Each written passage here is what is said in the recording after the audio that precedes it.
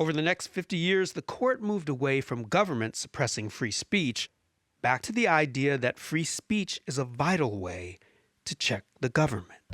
What you see are the justices going back in time to a fundamental recognition that the founding generation kind of had the right idea, that dissent, that protest was something that enabled us to break away and start our own nation. The court has come full circle. They learn it with hindsight. They look back at what happened in World War I. That was crazy. In the same way that after 1800, people look back on the Sedition Act of 1798 and said, what were we doing? This was not necessary. We completely allowed ourselves to exaggerate the danger and to restrict fundamental freedoms in a democracy because we were not acting calmly and carefully. So on a summer Sunday in June 1971, when Daniel Ellsberg bought a stack of copies of the New York Times, the front page made him very happy. No, not the story about President Nixon's daughter getting married. This one, to the right. There had been a leak, and a top-secret U.S. government document was now being trumpeted as a headline on the front page of the New York Times. Daniel Ellsberg was the leak. In fact, more like a flash flood. Ellsberg had given the New York Times a 7,000-page report that became known as the Pentagon Papers. The Pentagon Papers was a multi-volume work by individuals in the Department of Defense that would tell the story of how decisions were made, who made them to navigate the war in Vietnam. A history of all that the U.S. had done right and all that the U.S. had done wrong with the benefit of hindsight.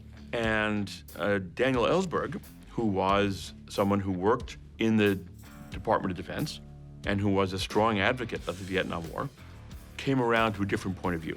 Daniel Ellsberg had been in the Marines for a while. He had served in Vietnam. He had been in favor of the war. Ellsberg was involved with creating the report, and the more he learned, the more Ellsberg believed that the government had lied about why it went to war in Vietnam, and that its policies were covering up the fact that the U.S. was losing the war. That report revealed some of the sins of the policy. The Pentagon Papers revealed that the American people had been lied to in a variety of very significant ways that had manipulated them into being more sympathetic to our role in Vietnam than they might have been had they known the truth. Daniel Ellsberg wanted the American people to have this information so they could know what their government was doing. But the report was classified top secret.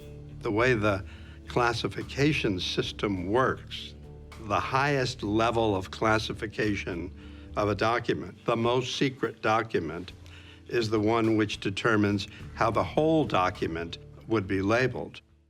So all 7,000 pages of the Pentagon Papers were classified top secret, even though it wasn't information that endangered troops. But some of it was deeply embarrassing to the government and our allies. Daniel Ellsberg secretly photocopied every page. First, he tried to get members of Congress to make the report available to the public. And they basically say, classified information is classified. We see no reason to regard anything you've told us as justifying violating the rules against publishing and disclosing classified information. When they did not do that, he went to the press. He turned them over to the New York Times and basically said, now you know the truth, make it public. And after months of poring over each photocopied page, that's exactly what the New York Times did. Right there on its front page, secrets revealing that the government had not told the truth to the American people about the war in Vietnam. And it was only the first article. The Times announced it would publish an entire series of articles about the Pentagon Papers.